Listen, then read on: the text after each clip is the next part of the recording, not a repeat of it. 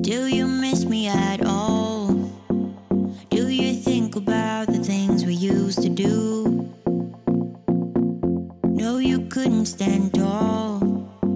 So why didn't you call?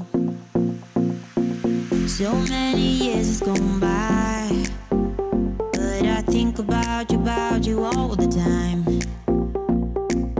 Looks like you're changing and all, but why didn't you call?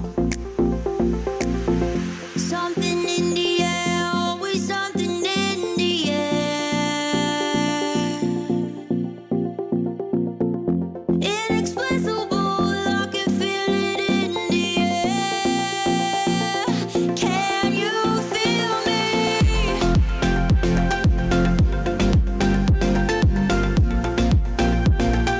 Can you feel me?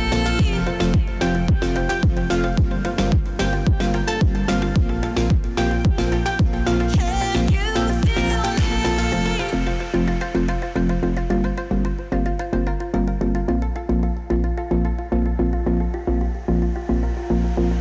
Do you miss me at all?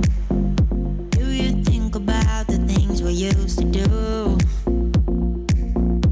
No, you couldn't stand tall. So why didn't you call? So many years has gone by, but I think about you all the time. Looks like you're changing and all, but why didn't you call? Something in the air, always something in the air.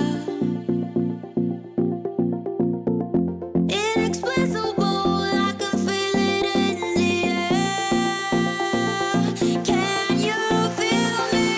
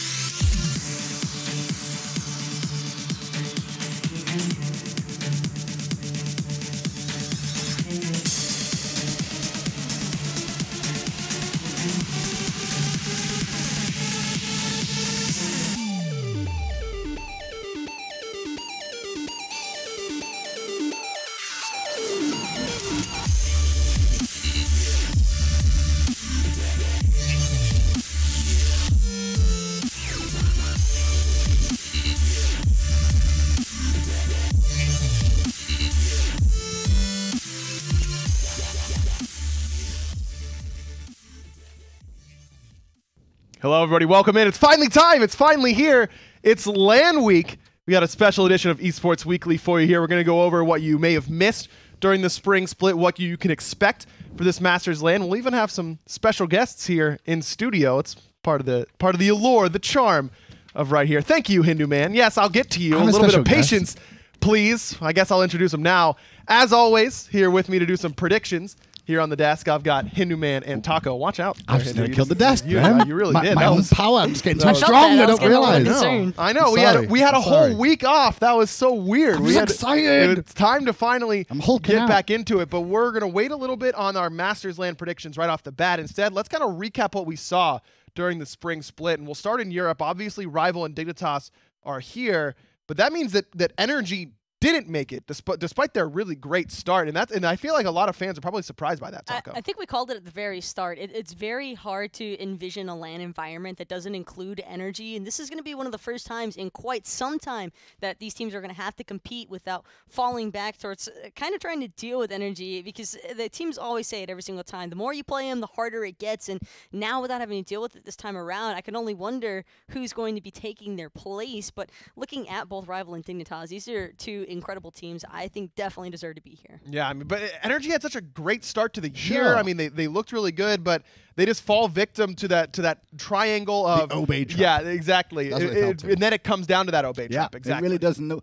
The main thing to really realize is Europe was a 4-horse race coming into the season. I think everyone looked at Energy, Obey, Dig, and Rival. I should say United then, but those 4 teams expected to be in amongst it, potential winners.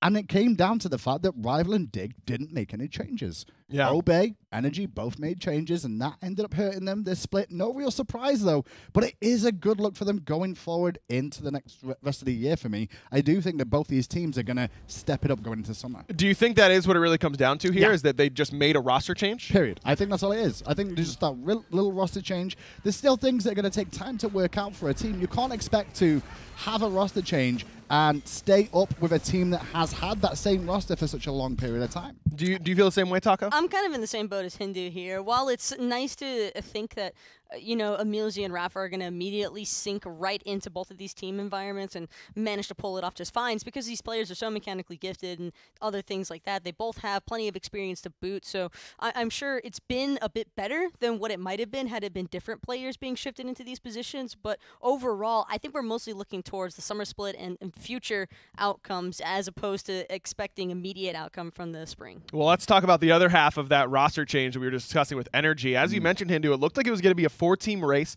with Obey in there as well, but they really struggled at the beginning of the split in particular. They did turn it up a little bit towards the end, but do you feel like that loss to SK was a wake-up call for them? Because I think that's based on their play, that's the way it felt like. They knew it was bad, but they didn't know it was that bad. Until that happened, and that's no discredit to SK at all because they played well in that set, but Obey themselves, we expected one of the 2 teams with the roster changes from Energy and Obey to struggle. A lot of people expected it would be Energy with Emilzy going there, but instead it was Rafa joining this team. I think a lot of that comes down to meta changes as well in terms of jungle support still being important, but the setup from the jungle was a different sort of setup this time around. They weren't setting up as much. They were the killers. They were the murderers. Right. And Twig didn't play that role so much last year. He played the setup man. He played the counter initiation. Now he had to make a change. And with Rafa joining, it kind of made it interesting. And we gave Twig so much credit last year and really were harping on adapting, struggling a little bit. And we said it was kind of meta-dependent. That prime example, right? Those setup gods were much stronger last year. Now this is the adapting meta, right? Yep. Where it's just kill or be killed all the time. That's what Kenneth does better than just about anybody in the jungle. And so I think it kind of just makes sense, right? It's the other end of the coin here, Taco, that it's Twig's turn to struggle in an adapting meta. And now adapting made the adjustment. It took until fall last year, but he did end up kind of assimilating and learning how to play that style. Do you feel like Twig is first of all, capable of doing the same, but secondly, is it necessary for him? I don't think it's necessary even for Twig to maybe take up that place as being the hyper carry. I think Twig has always played more to his style of being the utility-based jungler. I think that that's a very good fit for for him. He's got a very diverse god pool in comparison to a lot of players out here, and I think that that's also credited to both a lot of player experience and the game modes that he chooses to play. He plays a ton of duel. I think that that does help out with matchups to a certain extent, but also Raffer, I think, probably struggled a little bit more because of the fact that he's been with Energy for years even. Emilzy was with Obey for right about a year, and so that's not the same sort of disadvantages as somebody like Raffer who's transitioning over into Obey, because he had a play style, and it was very obvious when he was on Energy. He can make plays and just expect the team to know when to follow up. There were a lot of moments, I think, during the start of the spring split where Raffer would try and go for those same stylistic of play, and he would come up short because the guys from Obey weren't necessarily expecting it, and there was probably a lot of different factors going into those sort of calls and decisions. It's definitely to do with the jungle more than anything else. Like, obviously, Raffer's used to having Adaptin who's very aggressive in the jungle. So having Captain Twig that kind of wants to play the counter initiation a little bit more hasn't worked as well for him, so he's had to adapt to that. And that's the same thing for Emilzy. Emilzy's been more of the setup person to get the kills, to allow the counter initiation from Twig, but now he's got Adaptin who wants to be the aggressor. So both of those two supports have had to adjust. The teams as a whole have to adjust, and if Obey, like Taco was saying, I think Obey don't have to have Twig be that player if they want to, but they need to find out who's going to be that player instead on the team. Interesting, and I think a lot of people looking at Pretty Prime there, expecting him to have a really big summer split for them. All right, now let's go over to North America, because this was a complete roller coaster of a spring split for many teams. E-United, who obviously made it here, struggled right off the bat. They started off, 0-3, 0-4, something like that. They had a lot of trouble. But on the other side of the coin, I feel like it's very difficult to talk about E-United's struggles without talking about CLG and how great they were off the bat. But then they ended up tapering off a little bit as well. So I think that if we would have stopped halfway through the spring split and been like, yeah, okay, easy, CLG goes to LAN, E-United does not. But here we are, and it's the defending world champs who are here. I think the thing with CLG, that what ended up happening there, honestly, it kind of felt halfway through the season, they were doing very well for themselves, as we just mentioned. Then they started playing around a little bit more, thinking they had identified the meta and the things they could do that was different to other teams, like the Vamana jungle. And I'm not saying the Vamana jungle itself was bad, because it works, obviously.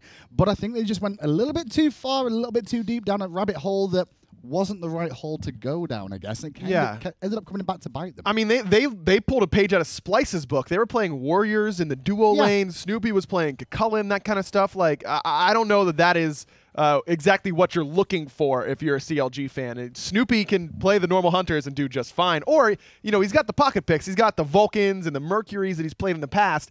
But the Warriors, I think, were a little bit of a step too far. I think they overstepped, and also it was kind of demoralizing, I think, overall to the team. Even though you want to tell yourself, hey, these are pros, they're used to taking losses, they're used to being able to bounce right back mentally. But that week 3 and week 4, I believe, where they had the back-to-back matchups of mirrors against Luminosity and the like, and losing both of those sets, like 4 straight losses to the same two teams, is pretty rough stuff to go through, no matter how strong of a roster you might seem to have. And CLG, especially having been anticipated to be one of those top-tier teams in North America, to take losses to back-to-back from a team like Luminosity, I think did impact those players to a degree. I will say, NA, I think going into summer is going to be very similar to EU in terms of the level of competition will increase going forward. It looked great, this split, but towards the end, like we said, it's been tapering off. I think that will change going into summer. Yeah, I could easily see that. I mean, this was a fun... Speaking of fun, by the way, Snoopy and Zap playing a little bit of Ring Around the Rosie until Homie ends up putting a stop to that. This is a team that I think has a world of potential in CLG, and despite their rough beginnings, or rough endings, I should say, with great beginnings, it still is one of those teams that is going to end up having potential to make plays in the summer split. There's no name on that team that you don't recognize from coming to LANs and performing at LANs or even on the world stage. This is a team of the future to an extent where, I mean, it's really weird because at the start of the year, you're like, all-star team, who's the super team this year? And there's a lot of super teams out there where all these teams, especially in NA, have mixed together, and now you're like, okay, well, SSG, obviously everyone's going to talk about them first, but then you've got CLG, you've also got Trifecta, plenty of teams. And keep in mind, I think Trifecta is another one to talk about as well, because they looked like they might end up coming to LAN here, but they also just kind of dropped the ball a little bit late. But also I think teams kind of got used to playing against them. I don't know. What was it that changed for Trifecta?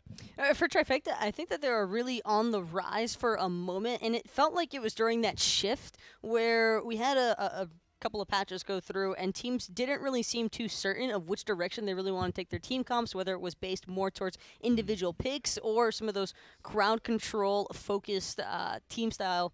And I think that some of those teams got a little bit lost, but Trifecta were a bit more in sync with each other, and that just led to them being able to work together a little bit better there. I wouldn't even necessarily say that it was like stronger mechanics by any means, as much as it was their game plan seemed a lot more sound than what a lot of other teams were trying out that they had to face, and they came really close to clutching it, just dropped the ball at the end there, like you said. Yeah. Best players overall, honestly. The ones that are going to perform best in the splits are the ones that can identify the strengths and weaknesses of every patch that comes out. The game evolves every single patch. Yes. So things change. And the teams that identify those changes correctly are the ones that are going to come out fortuitous in the long run. The others, they're going to struggle a little bit. And that's kind of what happened with Trifecta and CLG. Well, it was close for both of those teams, and we can actually take a look at our final standings for the spring split in the SPL. So close. So close for those two teams. CLG end up not here based on that plus minus. They take too many games to end up at 6-4 instead of E United. But Splice is one that we didn't get a chance to touch on. 1-9, but only -10. You look at SK, they're -14. Even Mouse at 2-8, they're -13. This Splice team was very close to having a much more appealing record than 1-9, and that's a team in North America I think that you got to watch out for next split. Once they get some experience with each other under their belts, and Cyclone can play the Hunters instead of the Warriors and that kind of stuff, I think the Splice roster could be fairly scary next split. It's certainly one of those teams to look out for in the summer split and future splits to come. And I think we were all kind of calling that from the beginning. Once we noticed that these guys only ever like going to the best of three, all 3 games, that was kind of when we agreed to the fact of, the best worst team the SPL has probably ever seen, and that their score and their standings I don't think necessarily reflects how strong this lineup actually is. And I am really excited actually to see what they bring out in the summer split, because I don't think we've seen everything from Splice, and I think we're going to see plenty more. SK as well, though, very similar on the EU side of things. I Sure. mean, EU, in a nutshell, is a very difficult league, but SK didn't look terrible. They didn't look like the worst team we've ever seen in Europe. I mean, there's plenty of those, Justice, to name one, just off the top of my head, just thinking about any of them. I've seen plenty of them. Le Dons. I mean, come on. Vo isn't even here yet to defend himself. He gets in later today, Hindu. Come on. SK Gaming being the same sort of position for them, they're a growing team that could do better in the summer too, to close the gap a little bit more. I really like it being 6 teams in each region, because it feels like it's a little bit tighter. It does. It really feels good. And on the other side, the minor league also with 6 teams, but there were 2 standout teams, and they're going to be here at this Smite Masters LAN. We'll start in Europe with Insignum. These guys stood out to me right off the bat. I mean, Death Panther went to Worlds last year. You expect him to play well, and he, I think, still somehow exceeded expectations a lot of the time with how well that he played. But everyone on this Insignum roster, Lasbra, of course, looked great. Half Devil's return to competitive has been really fruitful. This is a really fun team to watch. Those 3 names, though, specifically, Lasbra, Death Panther, and, of course, Half Devil. Hearing those 3 names, when I saw what was happening in my league, I'm like, well, it's no real surprise there. These 3 guys have been around the scene a while. Not to mention that Lasbra has probably been wanting this moment for quite some time already, having been the Dignitas sub for so long. It's not uncommon for him to be headed towards LAN. He's been flown out here multiple times, but to come now as a competing player, that's a whole new level of excitement. Oh, it really is, and I'm excited to see how he does, and I think he's going to really lean onto Death Panther here, because like I said, he just went to Worlds. I mean, this dude has had multiple really, really solid LAN performances, and I don't know that we've seen him play a Hunter yet in the mid lane. Even when others are, that was the knock on him, right? That he only can play Hunters. He's played mages all year and looked great doing it. And then look at Mouse Sports this season and look at how they've been drafting. It's been a very similar tale there, where they didn't give Big Man Tings at the start of the season any sort of mage in the mid lane. They tried to run other things the whole time. So a lot of the knocks towards Death Panther, the times we saw him on the mages, he didn't look great. And I think that was also some of the selections that maybe he wasn't as comfortable on those gods. But the gods he's played in the minor league, he's shown that he can play mid. He's looked really good on them. Yeah. And if you're only practicing, what your team wants you to play, which is Hunters, let's say,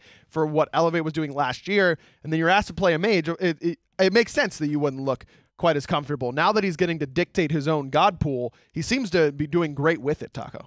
Death Panther, without a doubt, is probably one of those players who's also brushed up on his own kit and on his own mechanics and things like that when it comes to mages, because I think that many players, at least the ones that are interested in competitive play, have recognized you kind of need to have mages in your god pool, because at some point or another you're going to need to whip them out in Season 5.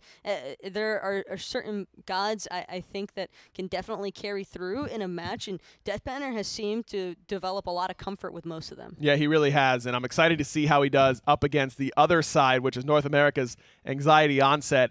Pain de Beyond has done it again. Somehow continues to go into where other players will not, you know, the scrap heap, if you will, and form these incredible players. Paul is the latest. It can't be a scrap heap because there's just too much good metal in there. That's the best way I can explain it. Right. No, I mean, it's the best scrap heap. Time. Payne's just got like the right address. He's got a guy. You know what I mean? Like, seems to know he knows a dude who just finds these great pieces. Paul's the dude. Like Paul's the big dude on that team that is really stepping up. He's been around the team for so long, Taco. In my opinion, though, I don't think that Payne is going to the scrap heap by any means. And if you look at the players that are on Anxiety Onset, these are all guys that have been around the scene for quite some time. It's just that they haven't necessarily been able to find their own individual success. But Payne has always been one of those guys who's really great at kind of just bringing everybody together. He's like the duct tape that they all needed to happen. Another one thing as well, LAN is one of my favorite things about having the minor league teams here facing off for the finals of the minor league against each other inter-region. It's a very scary prospect for a lot of the teams that stayed home, because obviously all the organizations are going to be watching this weekend, the whole week through, and getting to see these two teams play off against each other going, wait, why is Paul not on our roster in the SPL? So, you know, people have got to start looking like, well, you know, like, I know I didn't have a great performance, but a few people might be a little bit scared in the Pro League watching this weekend, especially if somebody really does go crazy. Yeah, and I think that Paul very well could. Mollusk has been to a lot of lands and likes to get energetic during them. He's always one of those to stand up and start yelling at the opposition, which I love to see. So who do you think is going to take this one? We'll start here. This is going to be on Sunday, the minor league matchup between Signum and Anxiety Onset. It's a best of 3. We'll start predictions early here. Me first? Are you going to Anyone? me first? You want me to go first? I can handle it. Ladies' no choice. problem. I'm nice. Well, personally, I think that the only real distinguishing factor between these two teams is that Insignum, for my money, has a bit more player discipline. And I think that's going to be a necessity here in a LAN environment. And because of that, I think that would be the sole reason why I can throw Insignum as taking it over Anxiety Onset. Okay, so 1 for EU. Hindu? I'm going EU, but I'm not 100% confident in it. Because basically, the names to mention, Paul and Payne on one team. Then you've also got on the other team, Lasbra and Death Panther. But then it's Half Devil too. Now, Half Devil's got LAN experience before from the early days. But but it's been a while. It has been a while, but Death Panther came to Worlds. Yeah, Death Panther's got, I mean, but Payne finished 2nd at a World Championship. Like, sure, he's been there too. How was that, technically? No, Season 2. It was the same boat as the Half Devil thing. Exactly. Okay, Half Devil would stop playing like Season 1, though, right? That was. I think it's still around the same time period. It's close enough to where I would count it. I'm still going EU with this, though. I think Lasbra Death Panther combination might work a little bit better than Paul and Payne. Because Paul and Payne support mid, Death Panther Lasbra mid jungle. What's more important this year? Mid jungle. And jungles have been incredibly important. Mollusk has been playing well, though. For my money, I've got AX. I've got Anxiety Onset. Okay. I think that they could end up doing it. I'm so excited to watch Paul versus Death Panther. That's the real matchup for me. Yeah. And the thing about Paul is he plays like he's got no respect for you or where you came from or whatever is going on in your life. He needs to keep that same arrogance level. It's not just confidence, it's arrogance in his play. And we'll see if he can do that at LAN. He's been to many LANs as a console player. Excited to see how he does during his time here on PC and the minor league. That'll be on Sunday, but we've got a lot of PC games before that. But before we get into it, let's hear from some of the players that are going to be playing in them. It's Tom sitting by with Trixtank and Jeff Hinla. Hey, thanks a lot, Aggro. Tom Pattinger standing here with, like Aggro said, 2 of my favorite folks in the league. We've got Mr. Jeff Hinla and, of course, Trixtank right here. First of all, how are you guys? Doing great, man. Excited to be back. Nice to be in America again. I didn't qualify for Worlds, so it's good to be back on American soil. Jeff, you're from New York, yes, specifically Long Island. Just saying. And then Trix, where are you coming from? Denmark.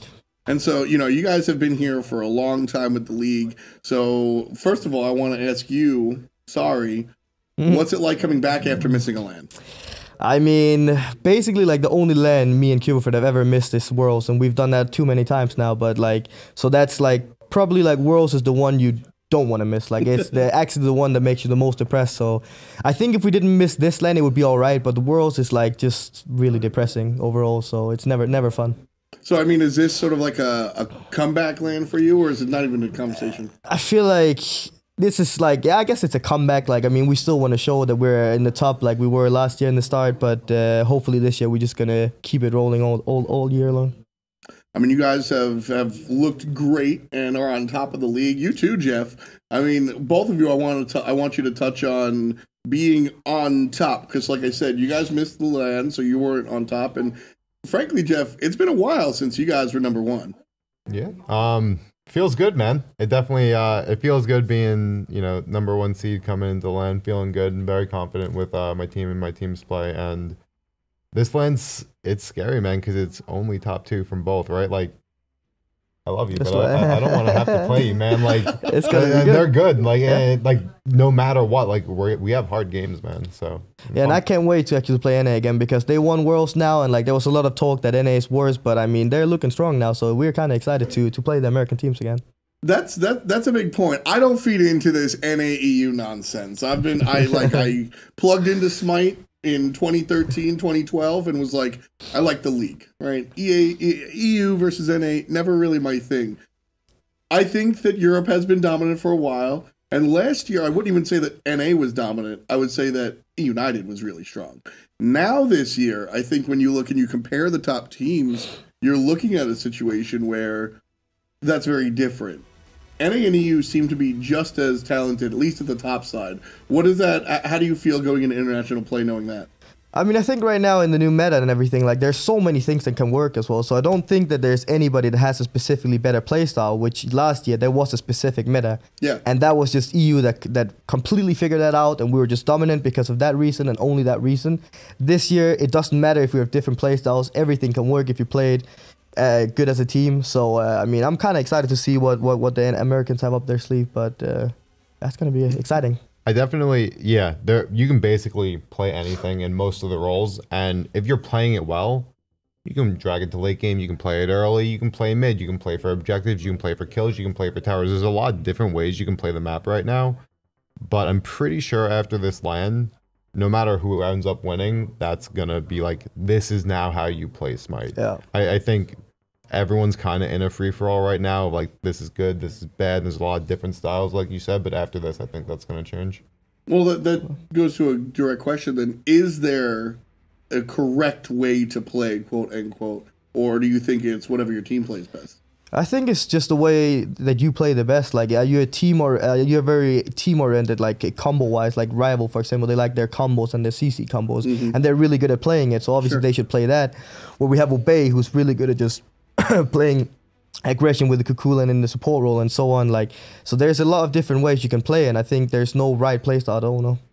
I think there's a couple of right playstyles. For like obviously there's a couple of better play styles, and I think, like I said, after this LAN, those 3 or 4 play styles are going to shine, not just like team to team, but like more so comp to comp.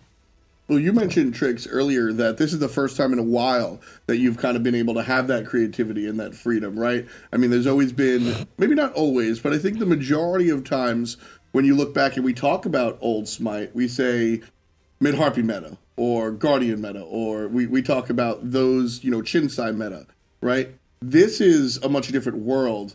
Trix, what do you prefer? Do you like this creativity, or do you prefer studying for the test? I mean, I like it way more because now you can actually consider which 5 gods do you want together that fit well together, instead of just saying, well, we need to pick these 5 gods in the top because they're the best gods right now, so you need to pick them. There's nothing about that anymore. I mean, a little bit obviously, but not to the same extent as last year.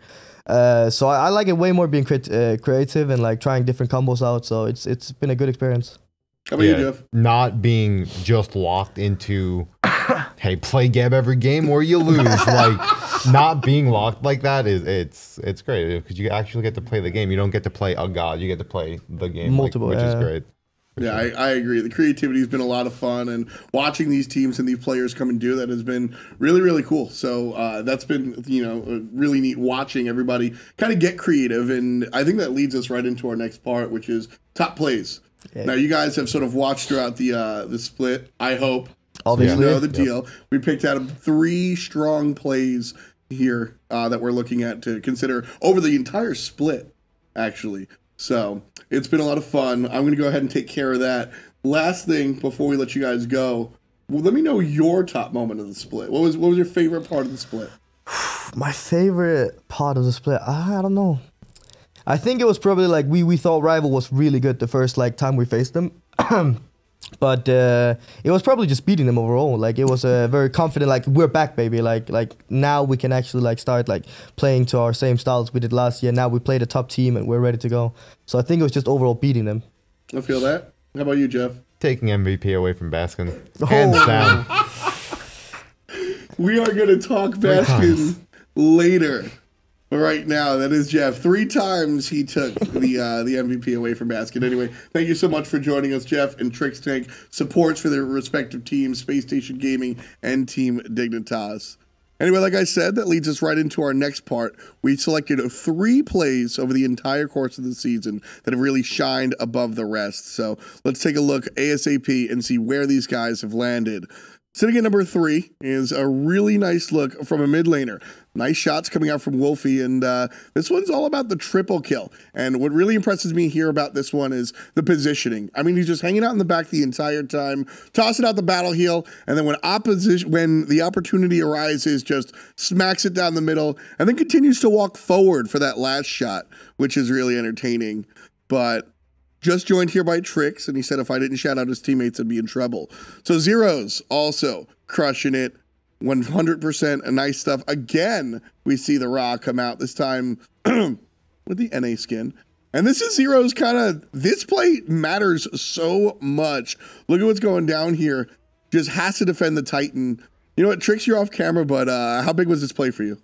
I mean, we still lost the game, but we had some hope after that, to be fair. Like, when we defended the time, we're like, maybe we can come back. Like, we have the Raw late game and everything, so maybe we can come back, but it didn't work out for us. But it was pretty big play, yeah, for sure.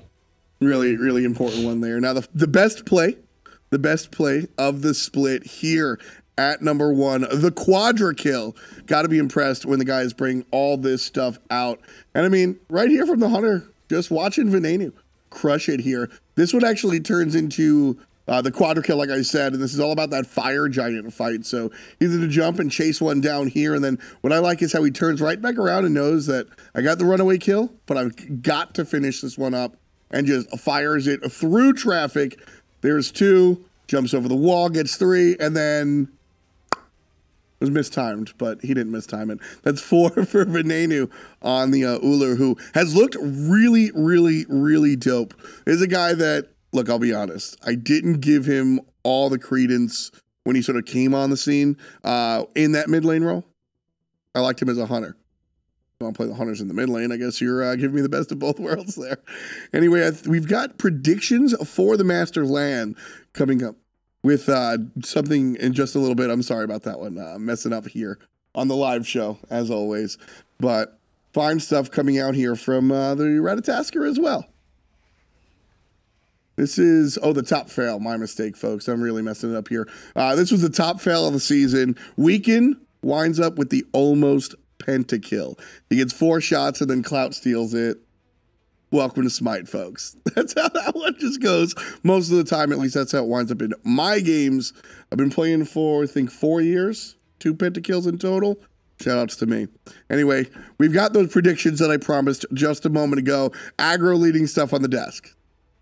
Thank you very much, Tom, for giving us a head start on our top fail for next show.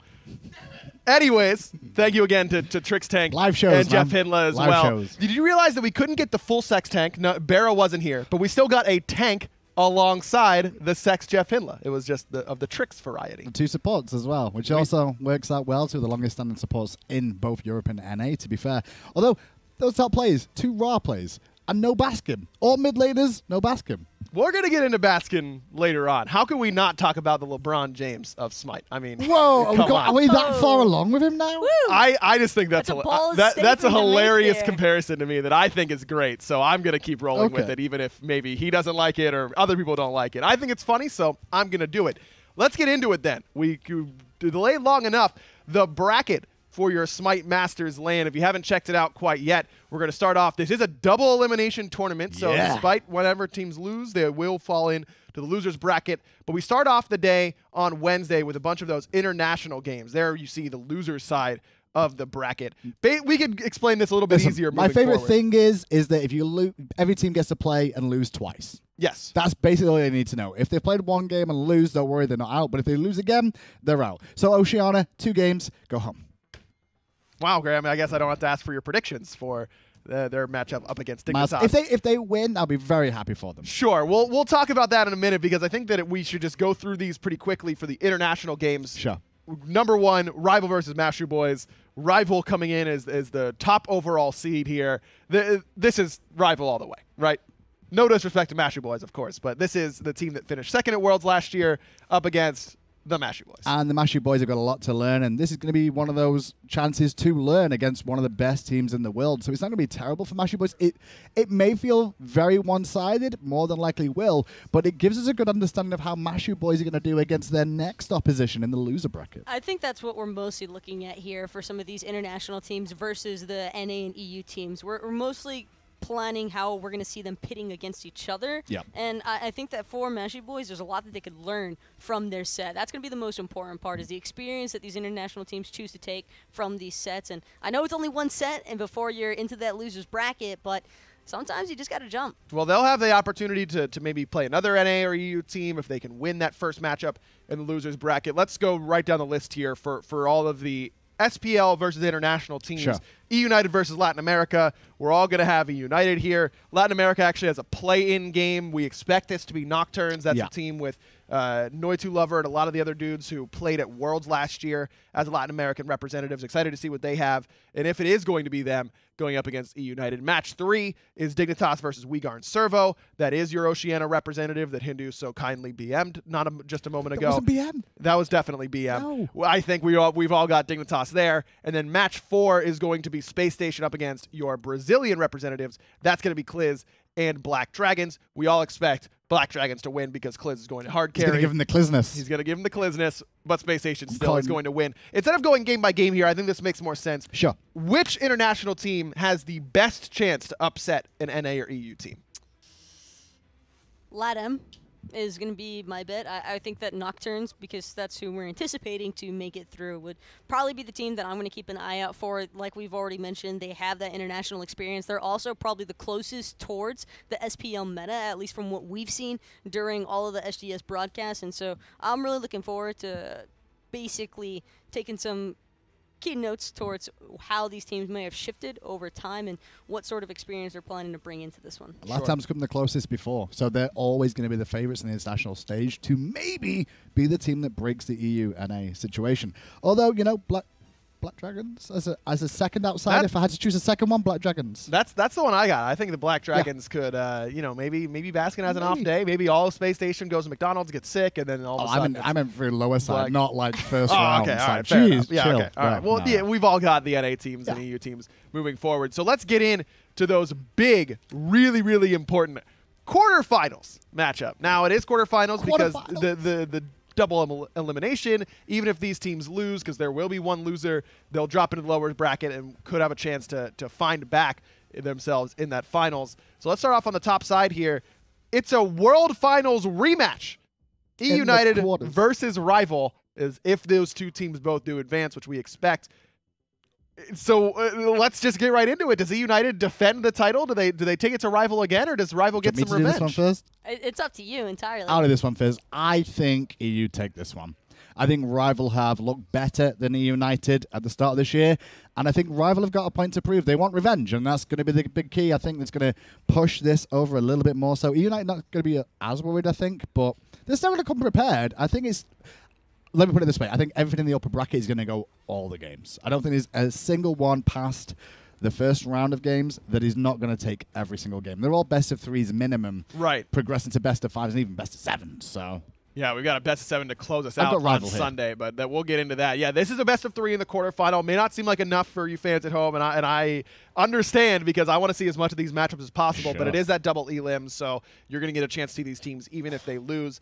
Taco, do you think Rival get revenge up against United? First and foremost, I want to say that out of these 4 representatives from the NA and EU SPL, I think that any of these teams could realistically take the set away from the other, and that I don't even know if I can necessarily classify anything as an upset even when these teams are playing off against each other, because there's just so much talent between all of the teams that we have representing North America and Europe. But in this particular instance, I do favor E United to take it over Rival and send Rival into that losers bracket. Wow, okay. So, Hindu, you said you've got Rival, correct? Yep. You have. I personally have Rival as well. I think Rival's going to get some revenge in the quarterfinals. They've been running so hot recently that I just feel like that's going to be a really tough task for E United, who took a little bit of time to ramp up, but they are looking really, really good as of late. I can't imagine that this is going to go any less than 3 games. I do want to get your opinions, though, on, is there any chance that Wolfie doesn't play Poseidon? He's going to play it, right? Well, over the course of the tournament? No, against E United in particular. I don't think it won't be forced. It won't be a forced pick of Poseidon. It'll be more if it fits the composition. We got Athena. We should just pick Poseidon next to it. It depends on what the composition is. Like, if they get Athena banned, they might not play the pass. You just got to play it that way. I don't think they're going to be. He's going to particularly go in there and be like, I'm playing Poseidon every game, or like just I'm forcing this pick of it because I'm so good. What if it did turn into Poseidon every game, though? I think that's cool. I've not got an issue with it. I'm fine with it. I just know, like, knowing Wolfie a little bit, he's the dude who wants to prove what he's got at every given opportunity, and has done so really, really consistently during his time in the SPL. And this feels like an opportunity for him to just say, I still got this. I want to play the pick that everyone's been criticizing or whatever on the biggest stage since that World's Finals. That's I think that he'll play it, and I think that he'll do well on it. So on this desk for the predictions, we've got Rival, E United taking this quarterfinal matchup of the World Finals last year, by the way. Completely crazy. Next one, the other semifinal would be Dignitas up against Space Station. What a boring second. Oh yeah, what a yawner that one's gonna be. Dude, Zeros versus Baskin, Cubo versus Andy, Arkil versus Bera. Like, it's gonna be the interview that we just had, Trix and Jeff. Like, you can go down the line. Even Aquarius has played so well. Yep. How's he gonna be able to fare up against Variety? I think he'll do okay. I actually think he'll do fine. I think Dignitas Space Station could be very close. I am feeling Space Station are going to win this. I don't think Dig are going to be able to solve the equation of Space Station this whole tournament. That's where I think Dig's downfall is going to be, because I think because of how the position is in the mid lane of how things work with these two teams, that's where the strength from issues can lie. Okay, Taco? Every single time I look at this matchup, I want to change my mind. Yep. So I'm just going to go with what I originally put down on paper, and that's Dignitas. This was probably one of the harder matches to call, though, just from the very start. Completely agree. I've got Space Station as well. So I've got Dig going down to the losers bracket alongside E United. And we could just kind of glance through that losers bracket. We don't have all the time in the world here on Esports Weekly. We've got a lot of stuff to go over here on this left-hand side. So who do you guys have coming out of that losers bracket? Or no, I should say to the semifinal. I'm sorry. We got to go to the semifinal still. We've got Rival going through for, you've got SSG. As do I, up against Dig. They find that victory. Let's just kind of fast forward towards the finals. My final, I've got Rival coming through the winner's side. I think that's the more important thing, because this is a best of 7 on Sunday. We don't do total bracket resets. I think that in that best of 7, whatever team comes out of the winner's side has like 1 game advantage. So who do you guys have that 1 game advantage? For me, going to the finals is Rival. They will make finals from the upper side. That's what I've got as well. I've got E United from the top side. Wow, E United running the table, maybe defending their title. So who do you guys have in that meeting them in that final? I've got Dignitas beating SSG in the losers finals, and then it's going to be a Rival Dig final for my money. I've got E United versus Dignitas, so Dignitas will be who they're matching up against. Okay. Well, I've got Dig versus SSG in the lower half of the bracket, and SSG beating Dig again. Wow. And then it'll be SSG beating Dig twice? And then Rival versus SSG in the final. Rival take the final. Rival winner here, Taco? Yep. Rival. I have E United for the W. Because it's a best of 7, I think that Rival are going to run out of steam. Not necessarily that the players are going to be mentally or physically fatigued by any means, but that their compositions and their play styles are going to be read pretty heavily by E United as the match progresses. Could be. I've got Rival taking it all here as well. That winner's side, it's such an advantage to have to win 1 less games. Excited to see how that final plays out. Excited to see how this whole week plays out. That does it for our Masters predictions But we're not done yet here on Esports Weekly. You know, it's been a really long split. We've had a lot of fun as casters and may have had a couple bloopers here and there. Maybe. No. Maybe. No. We'll see you later. Big B's already popped my phone ball. The straight use and trick stacks meaty hammer.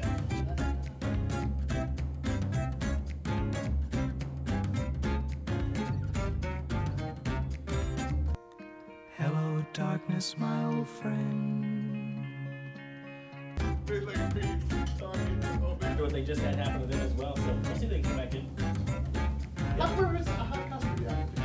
I mean,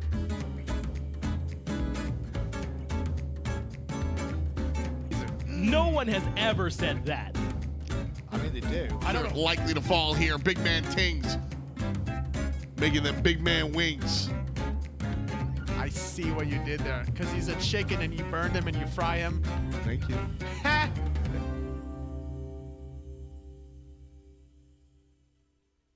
There's a black screen still here. Hey, there you are. What's up? It's us. What's up, me? Finch and F dot. F dot and Finch. Did I do it wrong? Did I do it backwards there? Yeah, I come first. It's F dot and Finch.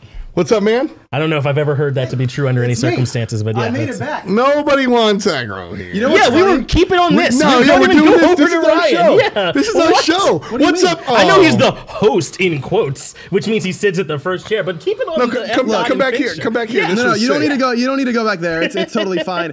I wasn't here because I made a run to get a headset piece, and then I didn't even have the right head. I didn't have the headphone jack for it, so I made that. I missed it for nothing. I'm sorry. So guys. welcome back to F dot and Finch. Welcome back to F dot Finch Zero and errors. Aggro. One error. over here I'm gonna keep score as now. Well, Well, we're lining up for the top fail of the week, right? perfect. You and me, baby. Let's get it right there. That's what it's gonna be. That's messed up. Let's get right into it. Our community segment for this week. We asked you guys at home to send us your predictions on what was coming in for your Masters LAN, and we had a lot of responses there. So thank you guys for that.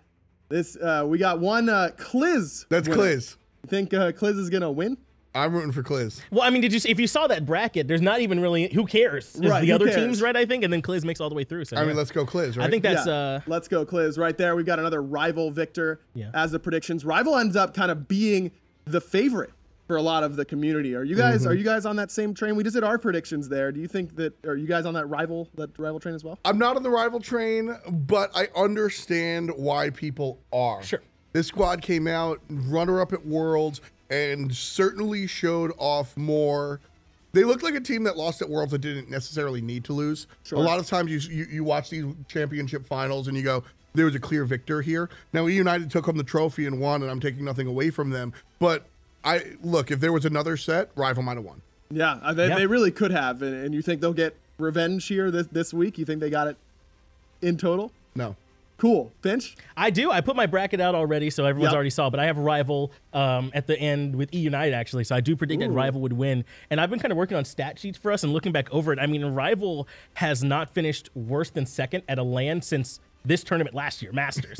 That's Yeah, correct. how consistent. They're the most consistent team across that span out of everyone. It's insane how good they've been. So I think it's just, at a certain point, it's just safe to bet on them. Yeah, that's a great point. And speaking of betting, we kind of do a little bit of that here. Well, I place my bets on who I think is going to win beforehand, and then you guys usually disappoint me. We're going to do a little bit different here. We still got our meta discussion that we're going to get into. You two can argue it out.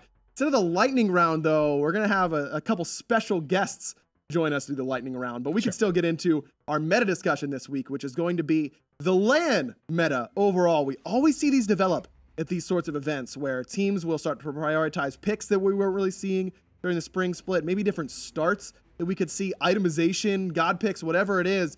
What do you think is going to be the defining thing about this Smite Masters LAN? And that's very broad, and I understand that, but I want to know what you guys think is going to be the determining factor for whatever team takes it home. I've got a really big take on this, Okay. so I want to give it to Finch first.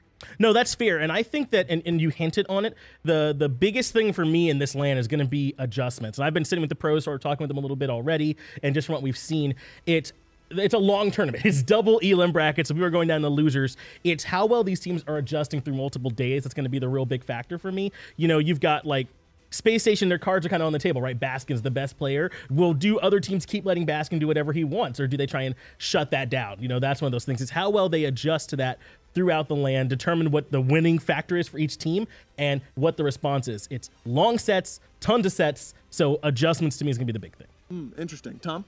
So for me, I think that this LAN is going to be a continuation of what we've seen in Season 5. Season 5, you heard the interview over here before, Trixtank saying, look, there isn't a real set way to play. Sure. You just kind of play what you're good at, and that will make you better than the rest of the crop. I think this LAN is going to be a continuation of that. I think you can look at Sobek. I think you can look at maybe the healers as being surprise picks, just so I check your box real quick. But at the end of the day, I think that we're going to continue to see this experimentation.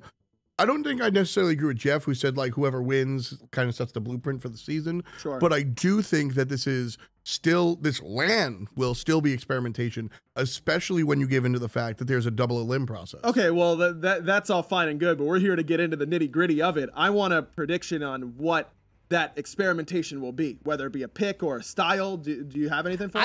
I think we've been playing kind of nice up till now, Ryan. I think we're gonna start seeing like early invades happening. Isn't that what we always see at LAN? I feel like, right? It's like you start catching people off guard, and we've been kind of playing nice, right? Like everyone stays back, does their own thing, stick to their side. I mean, I don't know if we're gonna be seeing everybody playing nice so early. One person comes in, catches them off guard, blows a lane up early, and everyone's like, oh, we can't let that happen again, that kind of thing, you know? So I think that that might be what we see, is some people coming in and starting to punish early. Early and late, no medium. The average game length right now is about 29, 30 minutes. I think we see teams win in like 22, 25 because they got ahead of that sort of stalemate moment, or the 50-minute slugfest. Sure. That's really what I'm looking at. I don't think we're staring at a situation where you've got a whole bunch of nonsense happening where teams are messing around and just having an average game. I think it's much more different than that. Interesting. So this whole kind of meta has been not so much focused on the early game. Are there going to be particular picks? Like, are we going to start seeing Thanatos and that kind of stuff in the early stages, if you think that's where it's going to go? I think picks are completely relevant or dependent on the players themselves, right? Like, if it's the early game characters, there's a whole suite of them. Individuals and teams will kind of decide there. I'm specifically avoiding this picks question that you keep giving me, but I think at the end of the day, sure, the only thing that we can expect to see is the Sobex.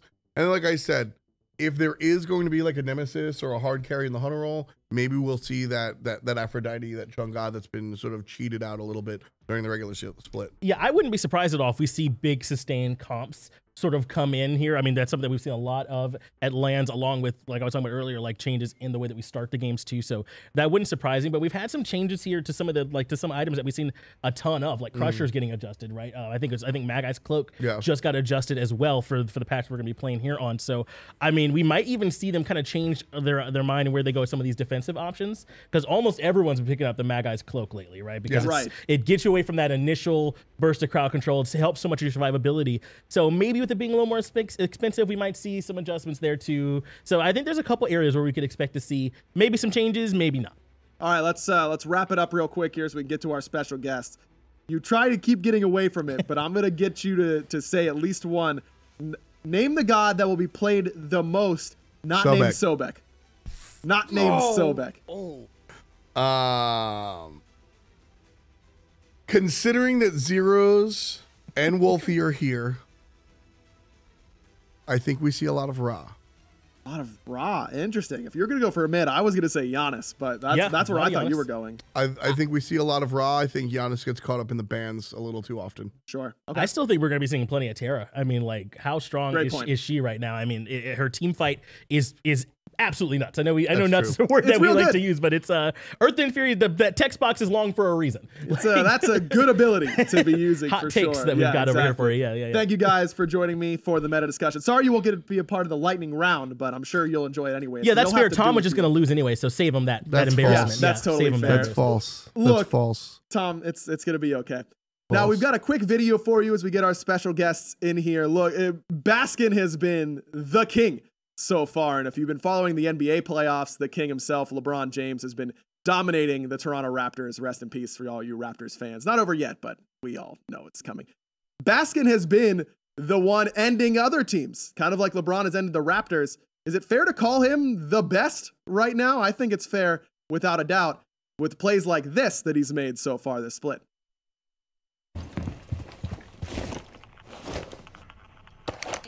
Underhost Keller Keemstar. Let's get right into the news.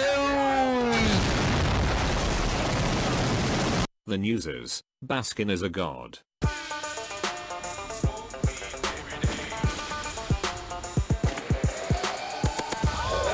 Nice.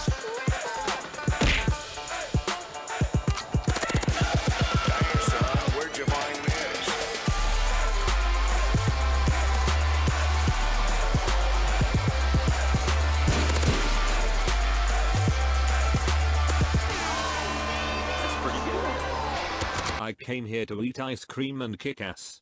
And I'm all out of ice cream.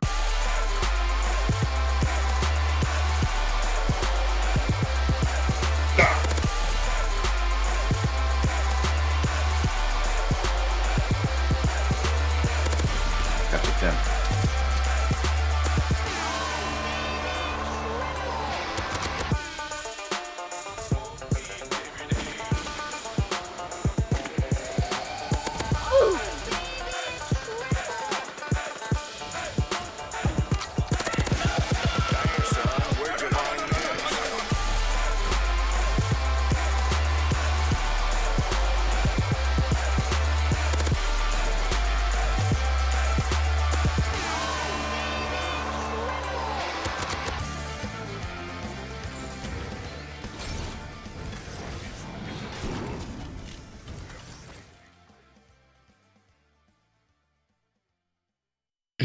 Shoutouts to Joe McKenzie, our resident meme master for that video. A great one from Baskin, who's kind of a beast when you watch how well he plays. Speaking of beasts, I'm joined by a couple here now on the couch. We've got Polar Bear Mike, support for defending world champion E United, and Wolfie, the defending runner-up at last year's Worlds. I'm sorry. You're welcome for the money, by the way. Thank you. Appreciate that. Thank you guys for bringing on. Look, we just had a fairly serious meta discussion, but Mike, I tried to make you do this seriously, but you were like, I'm just going to troll anyways. So I guess that is literally I'm the going exact to troll opposite. Regardless, so I may as well just evolve this right off the bat. You know what I realized when prepping for this LAN? That we do a lot of work to know you guys and your player tendencies and what you guys are like off the field. But how much do you know about the casting team? That's my question. So I have prepared a couple questions about each caster that I want you guys to answer. If you say, I don't know, I immediately give you negative 10 points. Can I say that you're an egg? All right. Wolfie gets negative 2 points to start you. us off here. So PBM with a 2-point Started lead well. to start it off. Okay. We'll start with Taco. We'll start with an easier one. What is Taco's favorite color? Let's go with purple. Purple. That is absolutely incorrect. She hates purple. So no points for Mike. Black. Black. No. Okay. Mike's actually closer. Point for Polar Bear Mike. Wolfie, no, it is green, which is actually my favorite color as well. If you would have known that, then that would have been 5 points. That's my favorite color too. We don't need to know. All right, 2 points for Mike because it is also give me that, Mike's dude. favorite color. Let's go. Yeah, exactly. Next up, Finch is convinced that there is one band greater than any other band in the history of music. Do you know what band that is? He talks about it all the time. He's obsessed with this band. Not important. It's not important? Nope. I got no idea. All right, negative 5 to Mike because I said saying I don't know is automatic negatively 5. I had no idea that you said that. Well, yeah, I said it. So you're supposed to do negative 5 Honestly, again. I'm gonna get negative 50 by the end of the show. Are you guys just trying? Wow, I tried to troll you guys. I'm trying to get here negative 50. That's the well, too bad because your answer was good. Rival wristband, oh, really? Like, yeah, it doesn't matter. That's all I'm about. See, it's like he's supporting rival. Yeah. That's the reason. Yeah. I'm supporting him. I'm actually trying not for coach after this land. So. Guys, if you could just let me finish my question. If I could just if you could just give me 1 second to actually just let me sure that I can get the question out. It's Fallout Boy's the answer, but Wolfie's not important answer is actually even better than that. So I'm going to give 2 points to Wolfie there. All right, next up. You know, I know that this is easy for you, Wolfie, because I had a career as a Xbox mid laner, and I'm sure that you watched all my old games to get some tips and understand what was going on. Yeah. I went to a couple different LANs as a player, and where was the first LAN that I attended? I'll give you a hint. It was not Atlanta. It was not here. DreamHack. DreamHack where? I mean, that's not right, but I'll let you. The location. Valencia. Is what I'm looking for.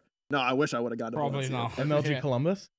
I did go to MLG Okay, I was Columbus, thinking but it that your was first. later Yeah, on. Damn. 10 points for Mike to knowing my Let's pro go, dude. career. It was MLG New Orleans. I that mean, went to it's first. simple. Like, you watch Andinster season 1 to learn jungle. You watch Right. aggro to learn mid. I mean, Ex- just like- two and I two, like like, through just the goes question. together. Right. You're there as a caster, but like, I Yeah, didn't know I what to mean, say anyways. The player tendencies, you got to know those. We're going to get into that with Yeah. Anatoly a little bit as Oh. a little preview. So well done to Mike to knowing my career. Definitely brushed up on it, as you should have. Let's be honest. Of course, yeah. So everyone knows Hindu Man is Kind of like a savage. kind of right? like a savage. Like Yeah. it's kind of his thing, People just know him as a savage guy, right? Also likes to gamble. Of course. A gambler, if you will. But do you know his shoe size? Go with 13. 13. Wow, Mike thinks Hindu's got some big feet. Dude, that's my foot size. I feel like it's pretty similar. Wow, okay. I feel like You we got should be some- pretty you got some similar. big feet, Mike. I'm rocking like I got So, big 10 and a bricks. half. I got Let's big go with bricks, 11. dog. 11. 11. 11's pretty close. We'll give the point to Wolfie. It was 9.5. Hindu Man's What? actually rocking some smaller kicks. That's okay.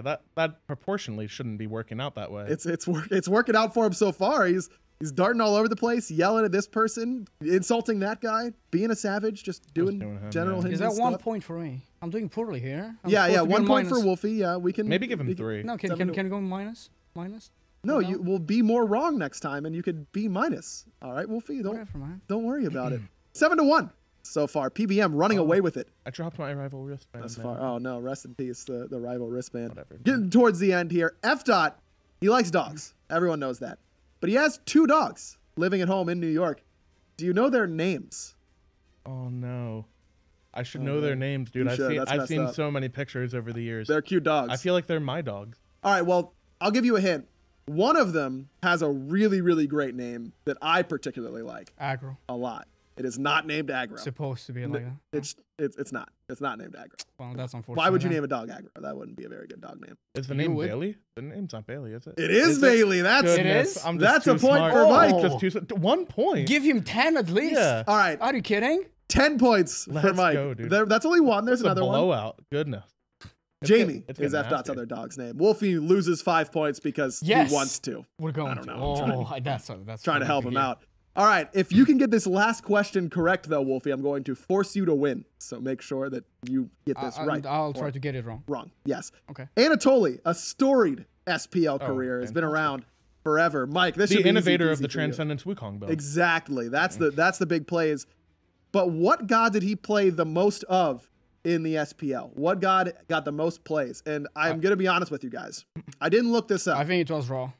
It was Raw? I He think. did play a lot of Raw games. He but played. He played a lot of Raw. I remember when he played against Game Hunter as well. He got solo by him as well. Oh, Do you he's remember not- that? I'm pretty sure it's And then Vamana. Game Hunter had the pentakill where Yep, he just yep, yep. dominated everyone. Wasn't Totally a Vamana main? Wasn't everybody Totally a played Vamana decent amount main? of He was originally playing Ares as well against Tyr. Maybe a little Yeah. bit of chalk. Maybe a little bit of Totally chalk in there. All right, how have you guys managed to say this many gods and didn't get... I said 2 gods. Yeah. Okay, I'm saying Raw. You weren't right. None of you. I asked Tolly, and he said, and I quote, Sobek or Bologna, I don't beep no. He's a Croc main? Sobek, yeah, I could see him being a croc main. Everyone's been a croc main forever Yeah. in the solo lane. They should nerf him. Yeah, apart from Deathwalker. I'm not But then touching again, that. He has the Croc main. He's so a I croc guess- main. Don't try. Yeah, it's not Deathwalker's a going to croc- work he's a out croc main. for you Yeah, guys there. true. All right. Lightning round over. PBM dominant. What, 17 to Nothing new negative here, dude. 4. Easy for me, man. You know how it is. So Yeah. is this going to be a preview of your potential quarterfinals matchup? But the other way around. No, though. it's a preview of Worlds. Yeah, no, this Again, is, this is like a Worlds recap. continued, and then here it ends, right? Yeah. So we get 2-0'd by them. If we play each other, we get 2-0'd 100%. And we were going to shit on them anyway. Yeah, of course. Yeah, Well, absolutely. there you go. Easy peasy. Guess you don't have to Gotta give tune him in that for that credit, one. for It's sure. going to be Rival Easy getting their revenge. Thank you guys for joining us. I appreciate Thank you you for having us. dealing with me, just making you guys look silly. That's exactly how I would put it. You're making for it sure, hard, by dealing the with way. you. It's really hard to deal with you. Okay, I'm trying to like wrap up the segment, guys. If you could just let me finish. Just then why are you talking my now? toss. Get Yeah, on with it. that'd be really great. So that's almost it for Esports Weekly this week. But even though there's a special episode and there's a bunch of extra stuff going on, you know we've got to end it the exact same way. It's your moment of Tolly. Thank you, Aggro. Here I am at Esports Weekly. A little bit of a croc main, raw Aries, whatever you want to say. But here at the Hi-Res Studios office, after a long day of casting, we definitely like to chill every now and then, except for if your name is Hindu Man. You have no chill. You're known as a savage. That's your bit. That's your thing. That's kind of what you're known for. But for the rest of us, we definitely like to go off the wall. So throughout the split, there's been a little bit of a running bit with Hu Yi in particular, where everyone's doing their God impersonation. I don't know what that's all about. Me specifically, I'm not a follower, so I tried not to cave in, but peer pressure eventually got to the better of me. So I did. After a long day of European Smite minor league action, I was casting with Finch, and Tom got involved. Here's your moment with Toli. I'm thinking probably Hercules jungle? I'm not the analyst here, though. That's you, right? I said it was you. You're the analyst. I mean, you am what you am.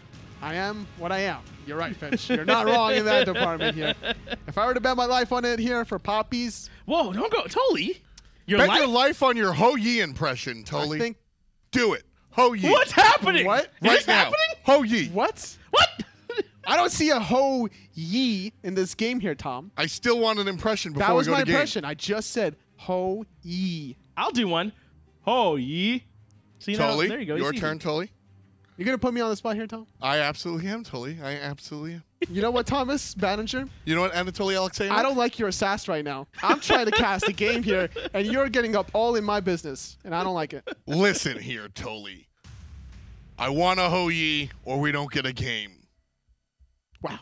It's pretty serious. He looked very serious. I'm a little worried here. It's serious business. I feel like you kind of have to, Toli. All right, I need to do my magic here. Okay, yeah, let's let Toli prep for this one, ladies and gentlemen. Okay, first things first, between Poppies and Optimus Gang, I need to see something. I need to see some Ho Yis on the screen first before I do it. I need to get the magic and the aroma here going here. I want to see I need a reference. You know how artists, they need to kind of see the thing so they can do it. So that's what I need to see here from the picks and bans. Potentially, maybe we can get 10 Ho Yis on the side here.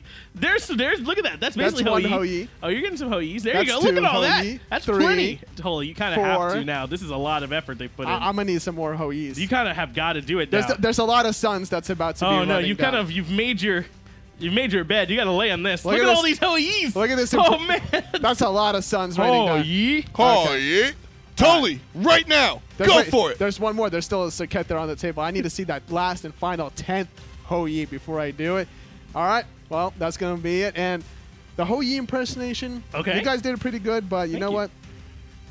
I'm going to do the Ho Yeet. Going into game number 2 now. Optimus Gang up against the Poppies.